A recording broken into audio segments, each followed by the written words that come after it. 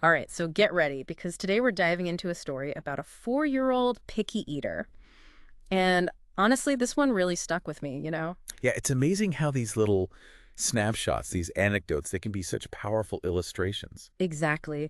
And this one, it gets right into the thick of things. Child development, the long shadow of parental responses. It's more than just a picky eater story. Oh, absolutely. Yeah. What grabs me is how we see these family systems playing out, in the background. Right. Like, we're not talking about some clinical case study here. No, not at all. This is real life happening in a regular neighborhood. Our storyteller, he was living in Boston back then, juggling his own young kids. Busy household, I'm sure. You bet. Plus, he was kind of the go-to for watching the other kids on the block. So one day, this neighbor asks him to watch her son, 4 years old. Sounds familiar? That juggling act of work, kids. The unexpected favor for the neighbor. You got it. But here's the thing. As she's practically pushing the kid out the door, she casually mentions he hasn't eaten all day. And then, without missing a beat, she's like, "It's okay." It's okay. Wow. Just that phrase alone, it speaks volumes. They're really doing. Like it hints at this pattern, doesn't it? Hmm. Dismissing his needs or maybe seeing it as normal. Exactly. Like she's resigned to it. But what does that do to a kid? What's he internalizing about himself, about his needs?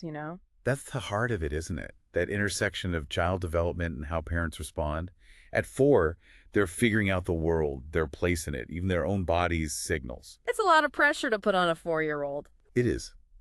And when a need as basic as hunger is met with indifference, well, that can have a huge impact on their developing sense of self, their sense of security. It makes you wonder what happens next, right? What happens when those unmet needs start to show up in other ways? So we have this backdrop, right? This potential neglect, even if it's unintentional. Exactly. And this is where the story takes this really interesting turn. Later on, our storyteller, he finds the boy just standing there on the porch, all by himself, completely withdrawn, not playing with the other kids, no interaction, almost like he's shut down. He really paints this picture of this little guy just fading into the background. Now, again, I'm not a child psychologist or anything, but that doesn't exactly scream, thriving, does it? No, it's a really poignant observation, actually, because at that age, 4 years old, play isn't just fun and games, right? It's crucial for them, for learning, for social development, for managing their emotions. This withdrawal, it could suggest what we call an insecure attachment style. And there's a lot of research linking that back to early experiences, like if caregivers aren't emotionally available. So it's like we're seeing echoes of that "it's okay" mentality, but this time it's in the boy's behavior and not just his mom's words. Precisely. And this leads us to another layer of this whole story dinner time. This family, they had this rule, no two ways about it. You eat what's put in front of you, and you be grateful for it. The good old clean plate club, right? I'm sure a lot of our listeners out there, they know that battle all too well. Absolutely. And while that rule, it might seem like straightforward parenting. Mm. It often speaks to something bigger, this whole conversation about control, about autonomy, about how much weight we put on food and eating. It's true, food can be so loaded, even in the best of circumstances. Right. On the one hand, you're instilling discipline, appreciation for the effort of putting food on the table. But on the other hand, it can sometimes cover up other issues, like maybe the child's sense of taste is developing differently, or they have anxieties around food that aren't being addressed. It's like that saying, right? When you hear hoofbeats, think horses, not zebras. We tend to jump to the simplest explanation. But sometimes there's a whole herd of zebras we're missing. I love that analogy. And in this case, the zebra could be so many things. The boy's history with food, his relationship with his mom, the emotions swirling around meal times. We can't know for sure, but the story makes you think about those complexities, right? It does. And speaking of those complexities, our storyteller, he mentions his own experiences with the picky eater. And his wife, apparently, she's got this incredible patience, this persistence, and she uses some of those hard-won tactics, those tricks she's learned, to approach their young guest. And that's where things take a really heartwarming turn, wouldn't you say? So we have this collision of approaches, a mom who seems almost resigned to her son's eating habits, and then this caregiver who's like determined to dig a little deeper. What happens when those worlds collide? I mean, that's got to be interesting, right? It really is a turning point in the story. Just picture this, okay? The wife, armed with patience, and maybe a few tricks up her sleeve from her own parenting journey, right? She actually gets this boy to eat. And not just a bite or two, we're talking the entire meal. Wow, that's impressive. But it's more than just the food, isn't it? Our storyteller, he describes this total transformation in the boy and his whole demeanor.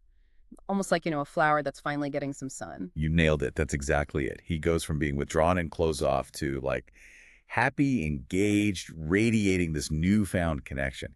And that's where this story, it becomes more than just about picky eating, you know? It gets at this deep connection between a child's nutritional needs and their emotional well-being. It's like that saying, right? A hungry child is not a learning child.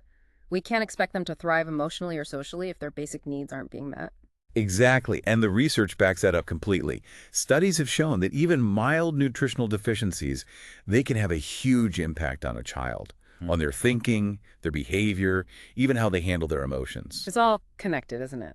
Absolutely. And when a child's chronically hungry, it can show up in so many ways. Irritability, anxiety, trouble focusing, just like we saw with the little boy in our story. It makes you wonder about the bigger picture, right? What was going on in that house? What kind of environment was he navigating every day?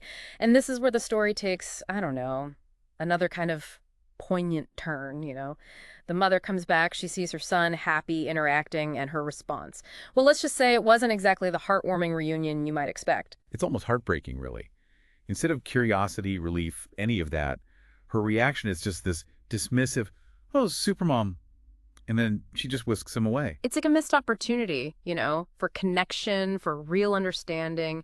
The storyteller even points out that she doesn't ask how they got him to eat. It's like his change, his sudden happiness, it was something to just brush aside instead of like exploring it. And that, to me, that's the real dragon in this whole story. It's not even just the picky eating, it's her avoidance of it, her unwillingness to see it as a symptom of something deeper, something going on with her son. So what does all this mean for us, for our listeners? What can we take away from this, seemingly simple story about a picky eater? I think it reminds us that sometimes the toughest dragons to face are the ones we can't see right away.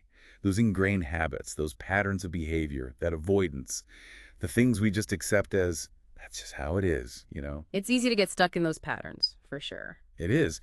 But this story, it's a call to action, in a way, to look beyond the surface, to approach challenges with curiosity, not judgment, and to remember that even the smallest interactions, they can have these ripple effects.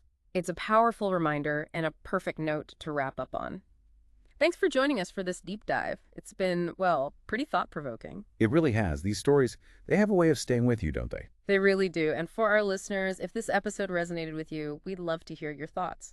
Until next time, keep exploring, keep questioning, and as always, thanks for listening.